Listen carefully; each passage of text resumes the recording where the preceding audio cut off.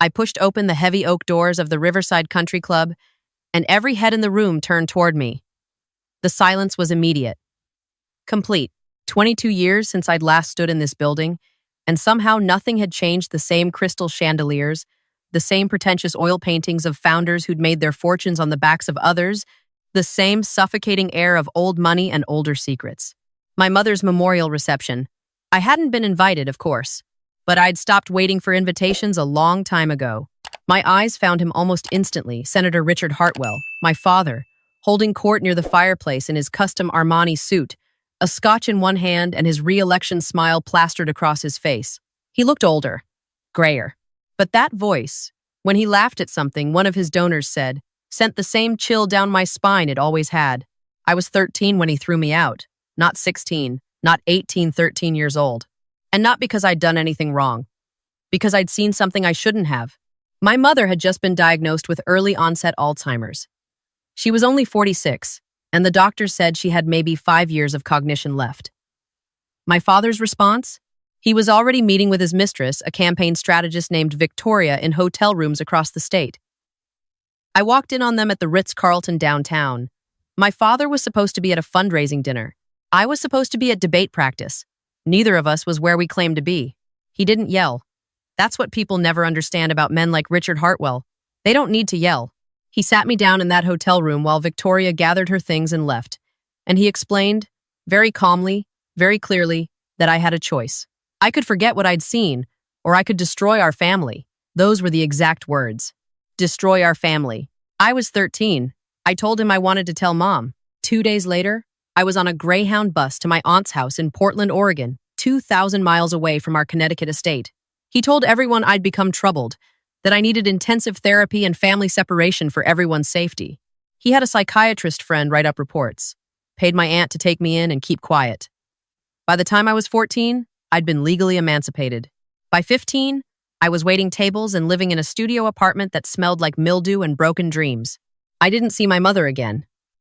She deteriorated faster than the doctors predicted. By the time I was 17, she didn't remember she had a daughter. By 19, she was in a memory care facility. By 21, she was gone. My father never told me. I found out from an obituary online 3 weeks after the funeral. But I'd spent the last 22 years building something he couldn't touch. I'd put myself through college, working 3 jobs. Graduated summa cum laude with a degree in investigative journalism. Spent 5 years at the Washington Post breaking stories about political corruption. Then I went independent, started my own digital media company, Hartwell Media. Yes, I kept the name specifically to piss him off, and over the past 8 years, we'd become one of the most influential investigative platforms in the country. My husband, David Chen, stood behind me now, his hand gently touching the small of my back. He didn't need to say anything. He knew why we were here. We'd been planning this for 6 months. Emma. My father's voice cut through the murmurs that had started rippling through the crowd. He set down his scotch and walked toward me, that practiced expression of grief settling over his features. I didn't think you'd come. Didn't think I'd come to my own mother's memorial? I kept my voice level, calm. That's interesting, considering I wasn't told she died until I read about it in the Greenwich Times. His jaw tightened, but his smile never wavered. We were surrounded by Connecticut's elite Supreme Court justices, CEOs, old Yale connections. He couldn't make a scene. You were estranged from the family. We thought it best. We? I interrupted. Or you, Emma. He lowered his voice, stepping closer, angling his body so the nearest clusters of guests couldn't hear clearly. If you want to have a conversation about the past, we can schedule something private. But today is about honoring your mother's memory. The mother you kept from me for 9 years while she forgot who I was? His eyes went cold. This was the father I remembered. Not the senator. Not the philanthropist. The man who'd put a 13-year-old on a bus and never looked back. You made your choice when you were a child. You chose to be difficult. To be disruptive. I did what was best for everyone. You did what was best for your career. Lower your voice. It wasn't a request. I smiled. Why? Afraid someone might actually hear the truth for once? He glanced around. Several conversations had stopped. People were watching now, trying to look like they weren't watching. My father's chief of staff, Marcus, was already moving toward us, his phone out, probably ready to call security. You need to leave. my father said quietly. You're not welcome here. You never were. Your mother understood that. She made peace with it. Did she? I reached into my purse, pulled out a folded envelope. Thick, cream-colored paper. Expensive. The kind his office used for official correspondence, because I have something that suggests otherwise. His eyes flicked to the envelope, then back to my face. What is that? A letter. From Mom. Written 6 months before she lost the ability to write coherent sentences. Do you want to know what it says, Senator? I could see the calculation happening behind his eyes. He didn't know what I had. Couldn't know. But he was smart enough to know I wouldn't be here, on this day, in this room, if I didn't have something that could hurt him. Give me that. He reached for the envelope. I pulled it back. No, I think everyone here deserves to hear this. After all, they came to honor her memory, right? They should know what she actually thought, what she actually wanted. Marcus was beside us now. Senator, perhaps we should. She's leaving, my father said. Actually, a new voice cut in. She's not. David stepped forward, and suddenly there were other people moving too, 3 men and 2 women I'd strategically positioned around the room before I'd even walked in. Colleagues. Investigators. One of them was already setting up a small camera on a tripod near the entrance. My father's face went white. What the hell is this? This, I said calmly, is an intervention. See, I've spent the last 2 years investigating you, Dad. Your campaign finances, your real estate deals, those lovely shell companies in the Caymans, the EPA violations your donors' factories have racked up that somehow never get prosecuted, the sexual harassment settlements your office has paid out using taxpayer money. You're insane! But his hand was shaking when he pointed at me. Get her out of here. Now! I have documentation, I continued, my voice rising just enough to carry across the room. Bank records, emails, testimony from 7 women who worked in your office, voice recordings from one of your late-night calls with a construction company executive where you promised to kill a housing regulation bill in exchange for a $2 million donation to your super PAC. The room had gone completely silent now. None of that is admissible, he hissed. You can't. I'm not trying to get you arrested, Dad, though that might be a bonus. I opened the envelope, pulled out the letter. My mother's handwriting, shaky but legible. I'm trying to show everyone here exactly who you are, starting with what Mom wrote before her mind was gone. His chief of staff was on the phone now, probably calling actual security or lawyers or both. But I'd timed this perfectly. We had maybe 3 minutes before anyone could physically remove us. That was all I needed. I started reading. My dearest Emma, I don't know if you'll ever read this. I don't know if you'll ever forgive me for not fighting harder for you. The truth is, I was weak.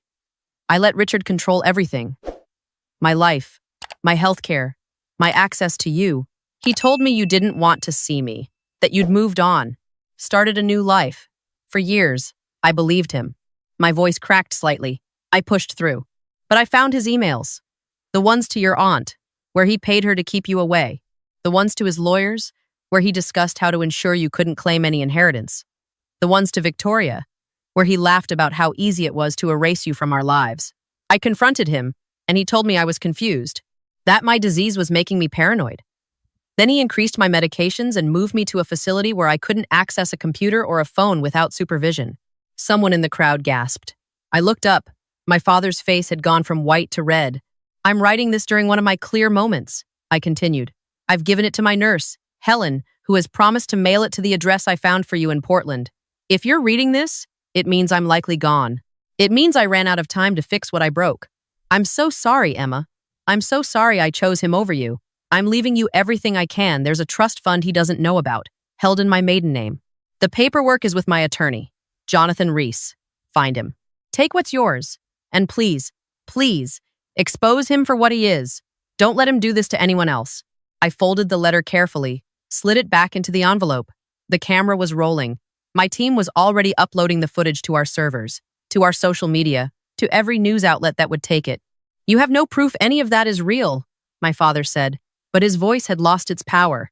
He looked around the room, at the faces of his donors, his colleagues, his friends, all of them staring at him with varying degrees of shock and disgust. I have the trust fund, I said, which, by the way, came to $6.3 million money from my grandmother's estate that you told Mom to hide because you didn't want it counted in your financial disclosures. I have Helen's testimony. She's willing to go on record about how you controlled Mom's medical care, isolated her, gaslit her about her own mental state. I have Jonathan Reese's files, which detail every instruction Mom gave him about what to do if she died before she could reconcile with me. And I have recorded phone calls from 3 of your current staffers who are willing to testify about the hostile work environment you've created.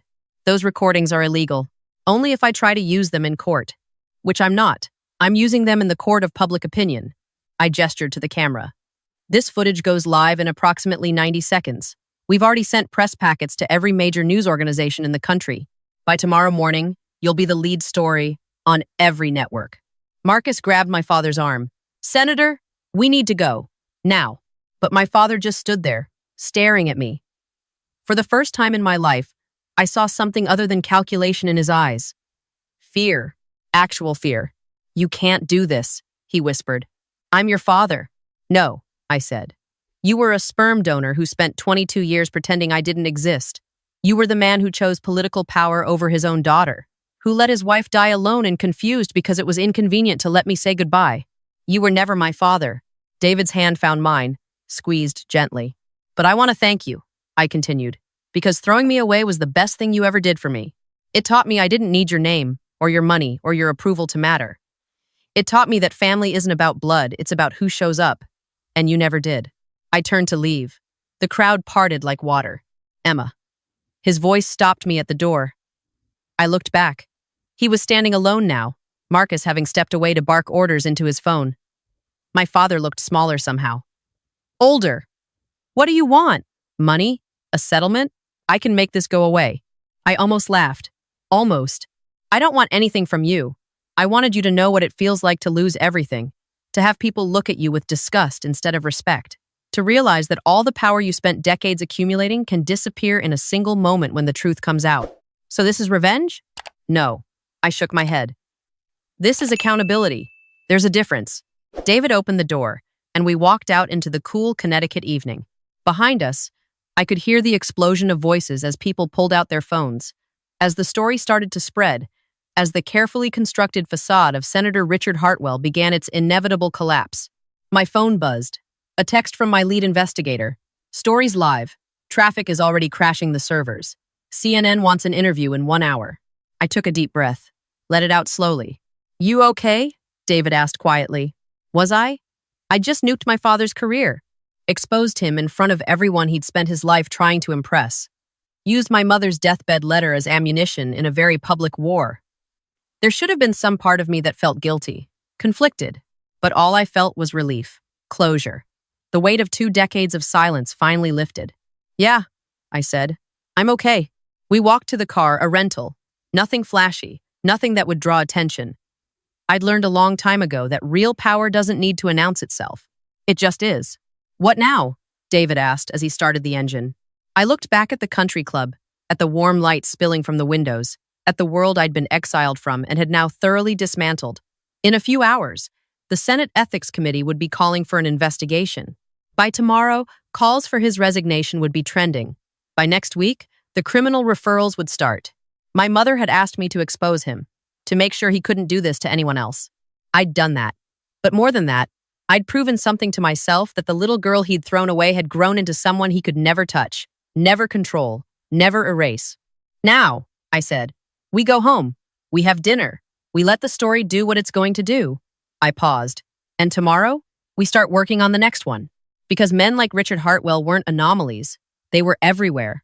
In boardrooms and courtrooms and chambers of power across the country. Men who believed their positions made them untouchable, who crushed anyone who threatened to expose their secrets. My father had taught me that lesson when I was 13. He just didn't realize he was training his own executioner. David smiled, reached over, squeezed my hand. I love you. You know that? I know, I squeezed back. Thank you for being here, for all of it, always. We drove away from Riverside, away from my past, toward a future I'd built entirely on my own terms. In the rearview mirror, I could see people streaming out of the country club, phones pressed to their ears, faces animated with shock and gossip and the delicious scandal of a powerful man's fall from grace. I didn't feel triumphant. I didn't feel vindicated. I just felt free. 22 years. That's how long it had taken me to realize that the best revenge isn't destruction. It's becoming so successful, so powerful in your own right that the people who tried to erase you are forced to watch as you rewrite the entire narrative. As you take back every piece of yourself they tried to steal. My phone rang. My executive producer. Emma, we need you back in the studio.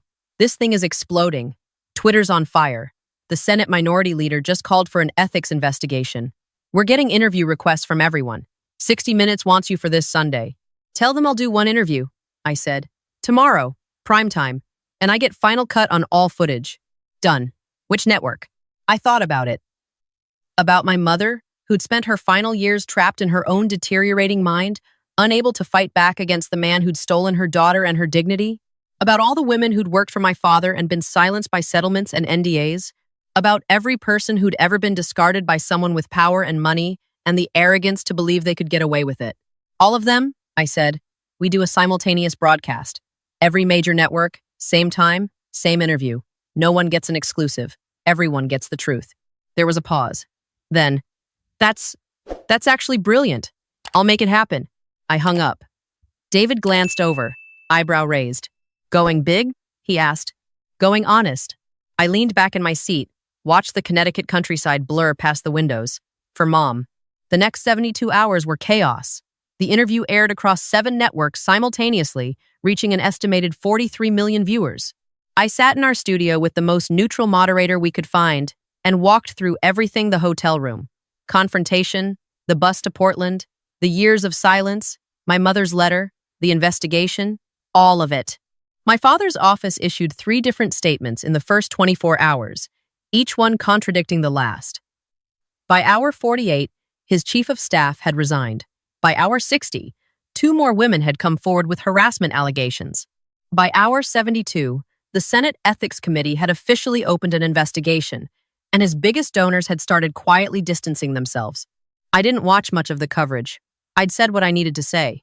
The rest would unfold, however it was going to unfold. Instead, I spent time with David. We cooked dinner together, his grandmother's dumpling recipe, the one that took 3 hours and filled the kitchen with steam and the smell of ginger and scallions. We talked about everything except my father. We made plans for the weekend, debated whether to finally get the dog we'd been talking about for months, argued about whose turn it was to take out the trash. Normal things, human things. The kind of life I'd built specifically because it was the opposite of everything I'd grown up around. On the 4th day, Jonathan Reese called, my mother's attorney, the man who'd held onto her trust fund and her final instructions for over 2 decades. Emma, he said, his voice warm, grandfatherly. I wanted to tell you personally, the transfer is complete. The full trust, plus accrued interest. It comes to just over 8.2 million now. I closed my eyes. Thank you. For keeping it safe. For keeping her wishes. It's what she wanted. She talked about you, you know. In those final, clear moments, she said you were the bravest person she'd ever known. That you'd been brave when she couldn't be. My throat tightened. There's something else, he continued. A video. She recorded it around the same time as the letter. She asked me to give it to you only if things went the way they did. Would you like me to send it over? Yes. My voice barely worked. Please. The file arrived in my email 20 minutes later. I waited until David got home from his session with his therapy clients. He's a psychologist, specializes in family trauma, which is either the universe's idea of poetry or irony. I've never been sure which. We sat together on the couch, my laptop balanced on my knees. I hit play. My mother's face filled the screen. She looked so much older than I remembered, but her eyes were clear, focused. This was her, before the disease had taken everything. Hi, baby, she said, and I started crying immediately. If you're watching this, it means I'm gone. It means I ran out of time to say this to your face, which is one of my greatest regrets. I have so many regrets, Emma, but the biggest is that I let fear make me a coward. I should have fought for you. When your father put you on that bus, I should have left him, should have chosen you. But I was scared of being alone, of losing the life I'd built, of admitting I'd married a man who was capable of discarding his own child like garbage. So I told myself his version of events, that you needed space, that you were troubled, that this was temporary. By the time I realized what he'd really done, my mind was already starting to go, and he used that against me, made me doubt my own memories, made everyone around me think I was paranoid, delusional. But I wasn't. Not about this. I want you to know you were not the problem. You were never the problem. You were a child who saw something true and refused to lie about it. That took more courage than I ever had. I'm leaving you what I can. It's not enough. It could never be enough to make up for missing your life. But I hope it helps. I hope it gives you the freedom to keep being brave, to keep telling the truth, even when it's hard. Especially when it's hard. I love you, Emma. I never stopped loving you. And I'm so sorry I wasn't strong enough to show it when it mattered. The video ended. I sat there, tears streaming down my face. David's arm around my shoulders. She knew, I whispered. She knew what he was, and she still couldn't. She was a victim too, David said quietly, in a different way. That doesn't excuse it, but it explains it. He was right. I'd spent so many years angry at her for not fighting harder, for choosing him over me. But watching that video, seeing the grief and regret in her eyes, I realized she'd been trapped too, just in a different kind of cage. I couldn't forgive my father. Maybe I never would. But I could forgive her. Could understand that sometimes people make terrible choices out of fear, and they spend the rest of their lives drowning in regret. What do you want to do with the money? David asked after a while. I'd been thinking about that. $8.2 million. My mother's apology. Her attempt to give me back some of what my father had stolen? A foundation, I said. For kids who've been kicked out by their families. For women trying to leave abusive situations. For people who need legal help to fight against the powerful. David smiled. She'd like that. Yeah. I closed the laptop, wiped my face. She would. 6 months later, the Senate Ethics Committee recommended my father's expulsion. He resigned before they could vote on it, citing health concerns and a desire to spend time with family, the ultimate irony. 3 of the women who'd come forward filed a civil lawsuit. His legal team settled out of court for an undisclosed amount, but the NDAs prohibited them from protecting his reputation anymore.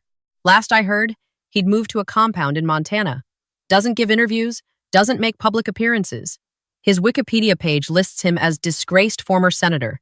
His legacy, the thing he'd spent his entire life building, reduced to 2 words, disgraced former. I don't feel bad about it. I don't feel good about it either. I just feel done. The Emma Hartwell Foundation launched on what would have been my mother's 70th birthday. We've already helped 300 kids find housing and legal support after being kicked out by their families. We've funded 17 women's shelters across the country. We've partnered with legal aid organizations to take on discrimination cases that other firms won't touch. It's not revenge. It's transformation. Taking something broken and using it to build something better. David and I got that dog, a rescue mutt named Charlie, who's half lab, half something else, and 100% chaos. We bought a house in Maryland, nothing fancy, just a 3-bedroom with a yard and good schools nearby, because we're talking about kids now, real kids. The kind who'll grow up knowing they're loved unconditionally, no matter what. I still run Hartwell Media, still break stories about corruption and abuse of power, but I'm more careful now about the cost. More aware that every story I tell is someone's life, someone's pain. I try to wield that power responsibly. Some nights I dream about that hotel room, about being 13 and walking in on something that would change the entire trajectory of my life. In the dreams, I make different choices. I don't tell. I keep the secret. I stay. Then I wake up and realize that version of me would have been destroyed in a different way. Would have learned to swallow truth, to accept lies, to become complicit in my own erasure. The version of me that got thrown away, that girl learned to survive, to fight, to build something real out of nothing. She learned that the people who love you don't make you choose between truth and belonging. They love you because you tell the truth, not despite it. I wouldn't go back and change it. Not anymore. My father took 13-year-old Emma Hartwell and put her on a bus to nowhere. But that girl refused to disappear. She grew up, got strong, came back. And when she did, she brought receipts. That's the story I tell myself now. Not a tragedy, not a revenge plot, just the truth. And the truth, as it turns out, is the most powerful thing I've ever had.